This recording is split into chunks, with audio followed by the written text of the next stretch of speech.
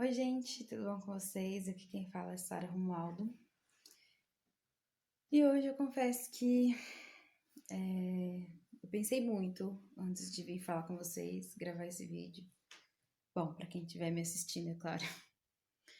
E se vocês ouvirem algum barulho, é o meu bendito vizinho que tá, sei lá, reformando, fazendo, sei lá o que na casa dele.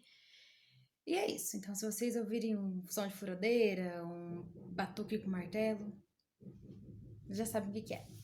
Enfim, como vocês viram no título, eu tive um aborto retido. É um tema meio chato de falar porque muitas pessoas não sabem como abordar esse tipo de tema, não é tão falado. E é um assunto chato até, mas é um assunto que a gente acaba se deparando quando a gente passa por isso. Eu tenho 24 anos. Daqui um mês, bom, dia 1º de junho, na verdade, eu faço 25. E há pouco tempo atrás, há exatamente 6 dias, meu corpo expeliu o embrião. Só que antes disso teve toda uma história por trás. Foi quando eu, de fato, descobri a gravidez, já estava mais ou menos de uns 2 meses e meio. Eu descobri dia 27 de março. E do dia 27 de março, então, eu já estava mais ou menos com um atraso menstrual de 30 dias. E da primeira vez que eu tive um atraso menstrual grande assim, de 30 dias, eu tive todos os sintomas de uma gravidez. Todos, tá? Enjoo, irritação, dores, todos os sintomas, literalmente todos os sintomas, né? E, de fato, foi uma gravidez psicológica. Eu fiz 3 testes e depois eu fiz um beta-HCG, fiz uma ultrassom. Foi constatado que eu tinha síndrome dos ovários policísticos. E um dos ovários estava meio preguiçoso, não estava ovulando. Então, o médico da ultrassom falou assim: olha, vai ser difícil para você engravidar. E isso foi no dia 20 de janeiro. 20 de janeiro, tal. E em fevereiro, segundo as contas do médico, dia 15 de fevereiro foi o dia que eu engravidei. Então não demorou muito, né? Como ficou constatado. Acontece que eu imaginei que talvez o atraso menstrual fosse justamente por conta dos cistos. Eu jamais imaginava que eu ia ficar grávida. E justamente porque eu tinha desencanado, eu tinha parado de tentar, eu e meu marido, a gente tinha decidido que eu ia voltar a tomar o remédio. E eu tinha parado o remédio em setembro de 2019. Então, assim, foi um período curtíssimo de tempo entre eu parar de tomar o remédio e a gravidez em si. Pois bem, então eu não senti absolutamente nada, nenhum sintoma, a não ser dor de cabeça e dores na região dos seios. E mais pra frente, essas dores de cabeça teriam uma explicação. Enfim, dia 27 de março eu descobri a gravidez. Ficamos muito felizes, maravilhosos, assim, foi coisa assim maravilhosa, porque no mesmo dia também eu recebi o número da minha OAB. Enfim, foi assim uma coisa linda, né? Num dia eu acordo, assim, num dia eu durmo nada, no outro dia eu acordo advogada e mãe. Então, nós marcamos a primeira ultrassom para o dia 2 de abril. O médico constatou que eu estava de 6 semanas e 5 dias. Porém, veio a primeira situação, assim, eu estava de 6 semanas e 5 dias, mas não tinha batimento cardíaco do embrião. E nessa altura já deveria haver batimentos cardíacos. Então ele falou: olha, volta daqui 10 dias e nós vamos ver como está o desenvolvimento.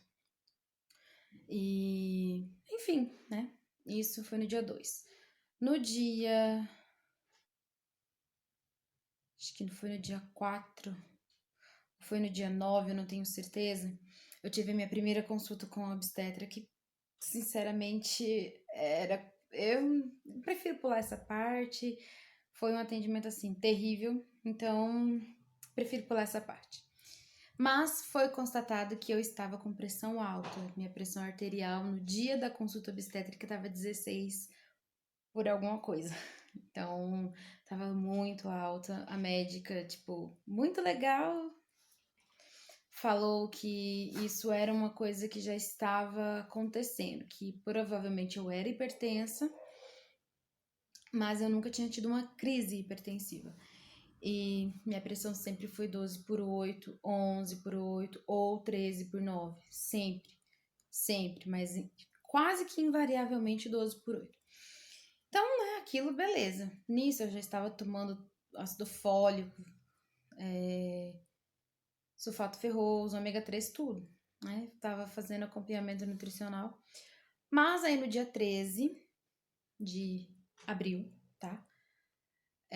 Coincidentemente, no dia do aniversário do meu marido, foi a vez de fazer a ultrassom para ouvir os batimentos do embrião. Só que, chegando lá, o médico fala: olha, não tem nenhuma evolução. Primeiro ele perguntou, na verdade, né, se eu tinha tido sangramento, se eu tinha tido dor. Aí ele pegou e disse: é. Eu perguntei se estava tudo bem. Ele: não tá tudo bem. Não teve nenhum desenvolvimento do embrião. E não tem nenhum batimento cardíaco. Ele está na mesma 6 semanas e 5 dias. E aí ele falou que seria um aborto retido. Que provavelmente meu corpo ainda não tinha se tocado que era um aborto. E que no momento que ele entendesse que fosse um aborto, ia eliminar naturalmente. Eliminar naturalmente. Ou eu teria que passar por uma curetagem. Curetagem, para quem não sabe, é um processo minimamente invasivo, mas é invasivo, né? Consiste em introduzir uma cureta, né, um instrumento para fazer a raspagem do útero.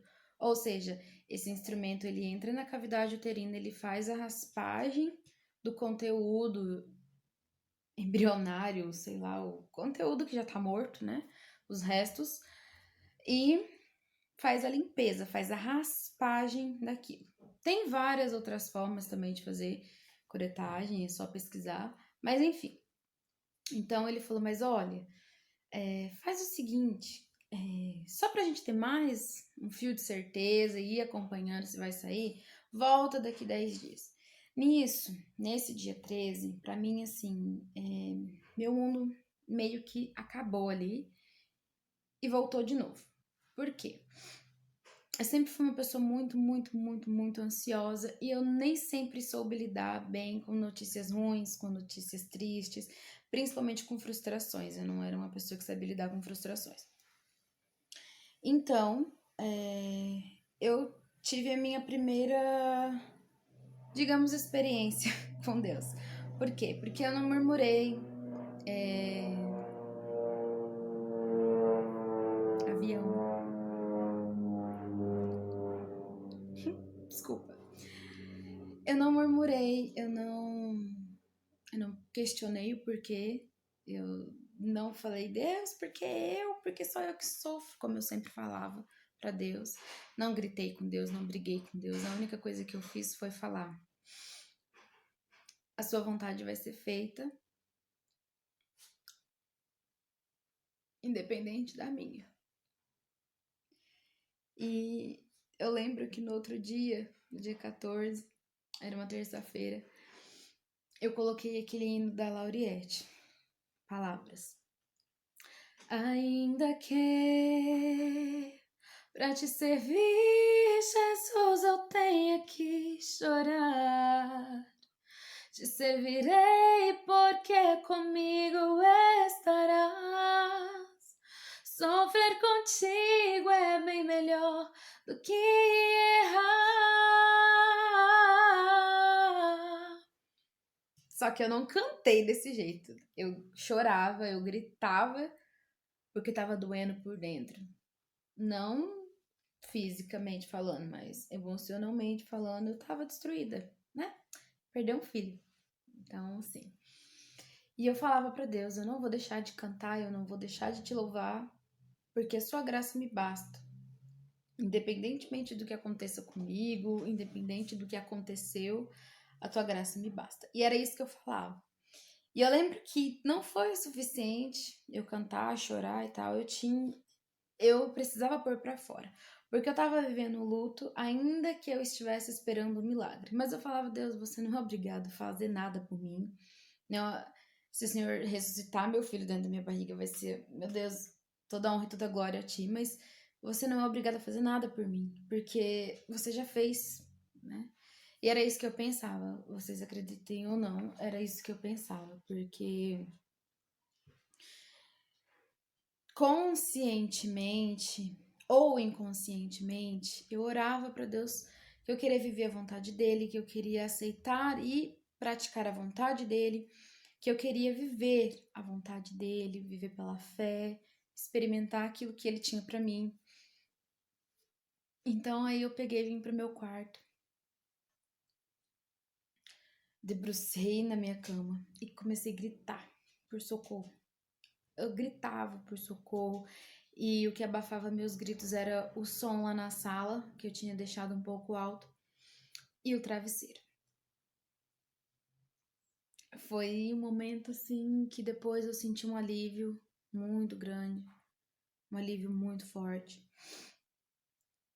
E nisso eu me senti totalmente desamparada, clinicamente falando, de médico, enfim, porque meus planos eram outros. Meus planos era ter um pré-natal acompanhado particular, meus planos sempre foram outros, sempre maiores. Mas eu esqueci também nesse momento que os planos de Deus são melhores que os meus. E ele tem um plano para tudo. E nisso, eu lembrando disso, me confortou o coração de saber que Deus estava comigo a todo momento. E que não apenas a graça dele me bastava, mas a presença dele me bastava. E aí os dias se passou, 10 dias que pareciam uma eternidade. Chegou o dia 23, o dia de fazer a terceira ultrassom. E então foi constatado, numa quinta-feira, dia 23, que eu estava de fato com um aborto retido, que meu filho tinha morrido, estava no meu ventre. Provavelmente desde, né, daquela primeira ultrassom já, então assim, já tava há 3 semanas. E aí a oração foi outra. Eu orava para que Deus poupasse a minha vida de ter que lidar com uma curetagem. Porque eu sabia dos riscos, eu sabia do que poderia acontecer. E eu não me importava de passar pela dor de uma contração, porque já vou chegar nessa parte. Mas eu queria que meu corpo eliminasse naturalmente, não que eu precisasse ser sedada, enfim. Foi aquela angústia, porque eu me via assim praticamente sozinha. Eu me via praticamente sozinha porque meu marido trabalhava o dia inteiro, eu estava sozinha dentro de casa o tempo todo. Então meus pais, minha mãe veio para cá ficar comigo e ela chegou justamente nesse dia. Então assim, foi uma angústia muito grande. Eu não lembro se dia 23 foi quinta ou terça-feira. Eu sei que minha mãe chegou numa quinta-feira, exato. Isso, numa quinta-feira. E meu pai foi embora no domingo. E minha mãe ficou comigo. E aí, desde o dia 20, eu já tava perdendo um pouquinho de sangue, aqui um corrimento marrom. E o médico falou: isso é o início do abortamento. Ele só esqueceu de falar que ia doer muito. E pra não alongar muito a história, chegou sábado, dia 30 ou 31, e eu comecei a sentir dor à noite. Sexta-feira. Comecei a sentir muita dor, assim, de cólica, igual cólica menstrual, mas ainda fraca. E fui deitar, não tomei remédio, porque eu sou muito resistente à dor. Eu prefiro que a dor passe naturalmente. Aí, ai, Jesus, 3 horas da manhã, 3 horas da manhã, começou aquela dor assim, insuportável. Insuportável mesmo, tá? Igual a dor do parto, de verdade. Só que diz a minha mãe que é 10 vezes pior a dor do parto. Então, né? Enfim, eu fiquei das 3h30, 4 horas da manhã até as 6, tendo muita contração, muita dor. Nem levitando, eu acho que a dor parava, porque eu fiquei sentada na cama, eu fiquei praticamente de quatro na cama, de lado, fiquei sentada no vaso para ver se a dor parava, mas mesmo assim. Aí 6 horas, 5h40, 6 horas eu deitei na cama. Deitei, falei, vou deitar, vou tentar dormir, né? Porque eu dei das 3 da manhã acordada. Quando foi 6h06 da manhã, do dia primeiro? Não, dia 2. Na hora eu senti assim que veio aquele sangue. E eu senti saindo alguma coisa. Eu corri pro banheiro, chamei minha mãe. Na hora que eu olho, sangue assim escorrendo pelas minhas pernas, muito sangue, muita dor, muito sangue. E eu lembro assim que eu fiquei das 6 da manhã até as 9h30, perdendo sangue que nem. Eu não sei que nem o que. Eu sei que eu perdi muito sangue. Muita contração. E cada vez que dava dor, eu sentia que saía alguma coisa. Eu lotei uma toalha de banho grande de sangue. Sorte que era velha e era azul. Mas eu lotei a toalha de sangue. Aí eu fiquei fraca. Muito fraca. Eu ficava tremendo. E da última vez, assim, que deu essa dor, eu vi e saiu, assim, na minha mão um pedaço, assim, de carne. Que provavelmente era placenta misturada com alguma coisa, com bebê, não sei. E aquela foi a última vez que eu tive dor. Eu coloquei aquilo num saquinho e fui pro hospital. Que também um tratamento maravilhoso. Enfim, não vou falar dessa parte. Fui pro hospital, a médica falou: olha, você tá sentindo dor ainda? Eu falei, não, nem um pouco. Eu cheguei lá super bem, eu tava super bem. Só tava com fraqueza mesmo, porque eu tinha perdido muito sangue. E daí, nesse meio tempo todo, eu tava só pedindo força pra Deus. Porque eu falei, Deus, nem que eu tenha que passar pela dor, mas por favor, que eu elimine naturalmente. E foi muita dor, mas em todo tempo eu senti a força que Deus estava me dando, de verdade. Eu passei por muita coisa sozinha, passei por muita coisa assim que eu não chamei minha mãe. Então, naquele sábado, assim, eu passei o dia inteiro fraca, cheguei em casa fraca, dormi, meus pais preocupados, meu pai lá em Novo Horizonte, São Paulo, preocupado, meu marido no trabalho preocupado, a minha avó, enfim, a minha família, meus amigos mais próximos, todos preocupados.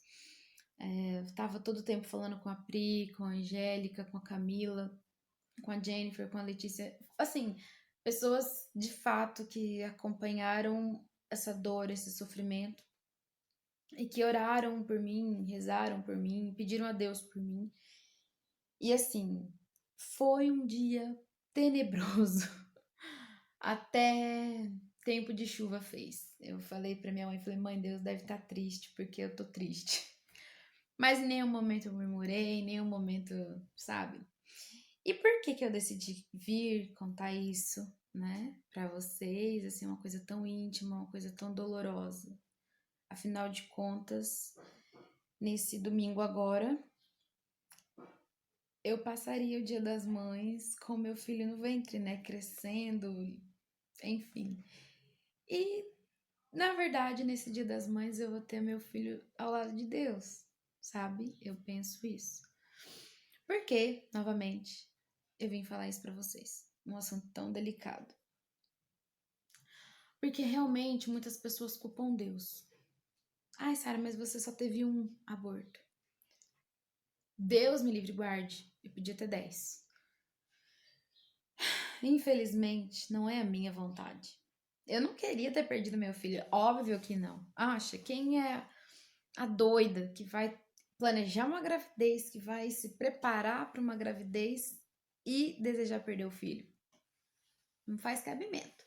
Então, quando eu perdi, de verdade, eu recebi tanta mensagem de apoio, de amor, principalmente pessoas que passaram pelo mesmo problema e você jamais imagina que a pessoa passou por aquilo.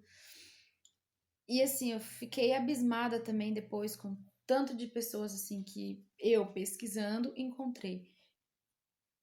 E assim, você vê muito vídeo sobre isso também no YouTube. É uma coisa natural da vida. E você parece que só descobre quando você passa por isso, porque até então você não espera e nem se prepara.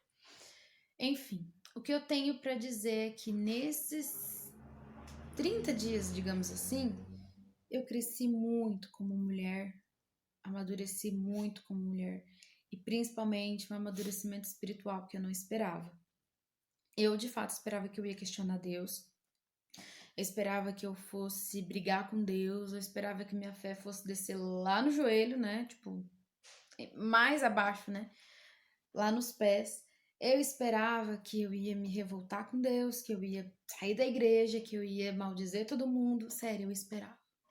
Eu esperava porque eu não. Eu acho que eu nunca fui tão forte. Tanto fisicamente, para ter aguentado a dor, quanto emocionalmente, pra, né? Enfim. E eu passei por tudo aquilo, eu falei, nossa, tipo, mas até agora não saiu uma palavra para desdém de Deus, né? E não é para me engrandecer isso, pelo contrário, porque eu tô admirada com tudo isso que aconteceu. Tô profundamente triste, é lógico, né? Eu sou mãe de uma criança morta. Isso que é o aborto. Não foi algo assim que eu esperava que acontecesse, não foi. Esse vídeo tá ficando longo, mas enfim, é preciso dizer. E qual é a lição? Qual é o que eu quero passar com tudo isso? Deus não tem culpa de nada do que acontece com a gente. Embora muitas coisas sejam vontade ou permissão dele, ele não tem culpa do que acontece. É algo da vida.